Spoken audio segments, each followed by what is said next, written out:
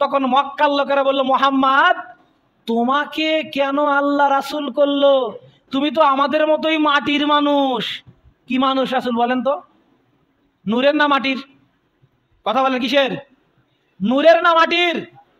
নূরের না মাটির বলেন। এ কথা মক্কার কাফেররা বলছে, হে মুহাম্মদ তুমি কি বলো? তুমি তো আমাদের মতো মাটির মানুষ, আল্লাহ কেন তোমাকে কেন নবী বানাবেন? আল্লাহ যদি নবী কাউকে বানাতেনি তাহলে ফেরেশতা পাঠাতেন।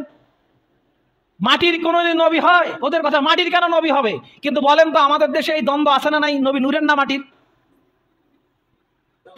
তুমি তো জেনারেল শিক্ষিত মানুষ, তুমি হুজুরের কথাকে মূল্যায়ন কেন করবে? তুমি নেটে সার্চ দাও, সার্চ দিলে পাও না? তুমি কোরআন পড়তে পারো না, অনুবাদ পড়ো, তোমাকে আমি দেই, নোট দেই। দেখো রাসূল মুহাম্মদ সাল্লাল্লাহু আলাইহি সাল্লাম মাটির তৈরি। মর্মে সূরা ইব্রাহিম 14 নম্বর সূরা 11 নম্বর আয়াত, মর্মে সূরা কাহফ 18 নম্বর সূরা 110 নম্বর আয়াত, মর্মে সূরা বানী ইসরাইল 17 নম্বর সূরা 93 নম্বর আয়াত, মর্মে হামিম সেজদা 41 নম্বর সূরা 6 নম্বর আয়াত, মর্মে সূরা রুম 30 নম্বর সূরা 20 নম্বর আয়াত। আল্লাহ বলছেন, হে নবী আপনি বলে দেন আমি মাটির তৈরি নবী। তাহলে কেন আহলে হাদিস আলাদা হবে, কেন হানাফি আলাদা হবে? বলেন। কোরআন কি আলাদা করো? কোরআন কি বলেছে তোমরা আলাদা মসজিদ করো?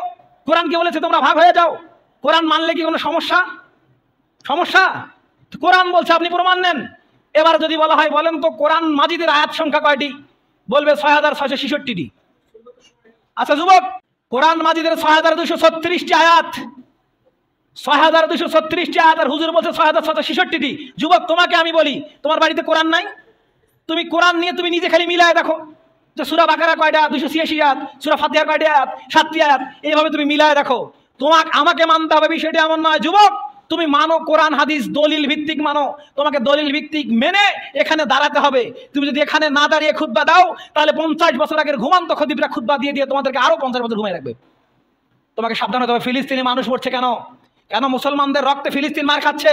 তোমার মতো যুবক 200 কোটি যুবক ঘুমিয়ে আছে। একটা যুবক আল্লাহকে চেনে না, একটা যুবক রাসূলকে চেনে না, একটা যুবক কোরআন চেনে না, একটা হাদিসকে চেনে না।